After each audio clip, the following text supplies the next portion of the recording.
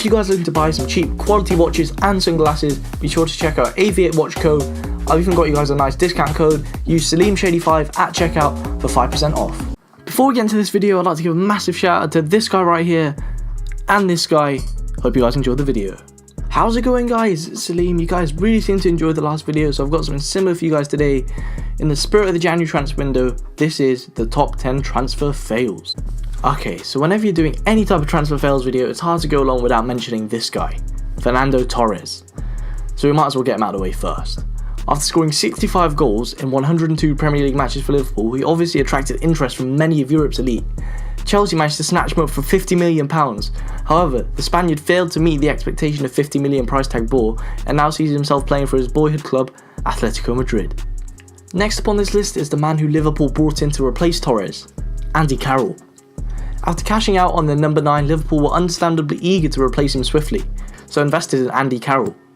31 goals and 80 appearances for Newcastle saw him brought to Liverpool for £35 million, which at the time made him the most expensive British player ever. Unfortunately, he managed just 6 goals in 44 league matches for Liverpool and is now playing for West Ham. It's disappointing to see that he's not fulfilled the potential he's once showed. Number 3 on this list is Robinho. He signed for Manchester City from Real Madrid for at the time was a whopping £38 million. After having impressed at Real Madrid in the couple of seasons he'd spent there, he seemed one of the hottest young prospects in world football. However, the young Brazilian was unable to cope with the physicality of the Premier League. When Mancini replaced Mark Hughes as the Manchester City manager, his time in the Premier League was effectively over. 70 Serie A goals for AC Milan between the years 2003 and 2009 was enough to secure a £56 million move for Kaká to Real Madrid. The former Ballon d'Or winner of 2007 was expected to play alongside new signing Cristiano Ronaldo in an attempt to end Barcelona's dominance in La Liga and bring an end to the massive Champions League drought, and finally achieve La Decima. 23 goals in 85 appearances wasn't worth the £56 million Real paid for him, and he returned to AC Milan on a free. Next up on this list is Claudio Bravo. The Chilean goalkeeper signed for Manchester City after Pep Guardiola had expressed a desire to replace the England number 1, Joe Hart, as he wasn't very good with his feet. Claudio Bravo may have been good with his feet, but he seemed to be a pretty useless goalkeeper in the Premier League. In the 2016-17 season, Bravo had 54 shots on his goal, and 23 of those went in.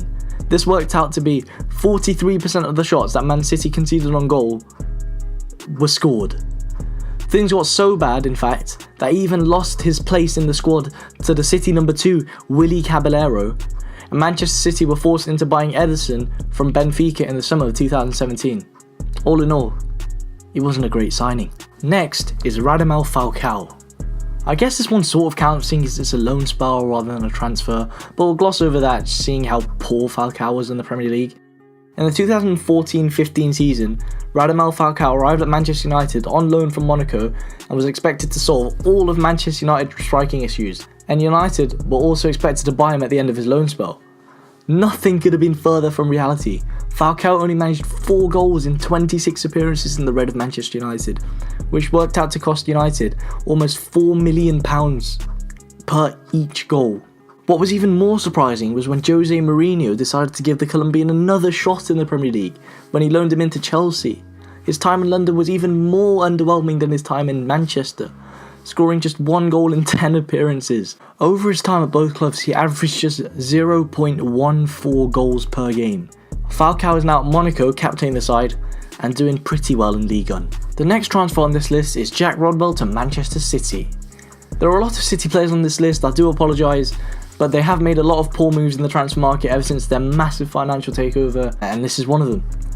Jack Rodwell moved to City for £15 million, seeming to be one of the brightest prospects in English football after his emergence from Everton's academy.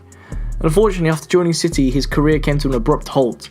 He failed to displace players like Yaya Toure in the City side to really nail down a starting position, and his time at the club was full of injuries.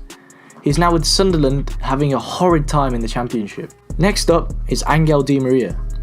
Manchester United paid what at the time was a British record £60 million to bring the Argentine winger away from Real Madrid. He only spent 1 season at the club, and reports were released that he felt generally unhappy at the club. Despite scoring 3 goals and bagging 10 assists in 27 appearances for Manchester United, it was not enough to keep him in England. Manchester United took a hefty loss and sold him to PSG for just £44 million. The second last player on this list is Christian Benteke. The big Belgian scored 42 goals in 82 appearances for Aston Villa, and pretty much single-handedly kept the side in the Premier League in his final season there, so therefore attracted interest from the likes of Liverpool. They managed to secure his services for £32 million on August 2016. He managed some decent performances at Anfield, including an amazing overhead kick against Manchester United. However, 9 goals in 14 appearances saw him sold to Crystal Palace for £27 million. The final player on this list today is Mario Götze. The young German spent a few years at Borussia Dortmund and formed a close bond with both Marco Reus and manager Jurgen Klopp. He was also part of the great Dortmund team that had managed to reach the Champions League final in 2013. During this time, the young German had shown both great potential internationally and at club level, and looked to be the next great number 10. Before long, Bayern Munich came knocking, and of course, made an offer which Götze could not refuse. However, the young German failed to produce good performances week in week out and struggled to get a place in the starting lineup under Pep Guardiola. The best moment of his career, in fact, came internationally rather than at club level, after scoring the winner in the 2014 World Cup final. In the summer of 2017, Götze decided it wasn't going to happen with him in Munich, and made a return to Dortmund, where he's been reunited with Marco Reus, but we're still waiting for him to fulfill the potential he showed a few years back. Anyway guys, that just about wraps up for today's video. Leave a comment down below if you made it this far, whether you think I've missed anyone off this list. I'd really appreciate it if you guys could leave a like and subscribe, because this video really did take me a long time to make. But that's just about it from me guys, and I'll see you in the next video.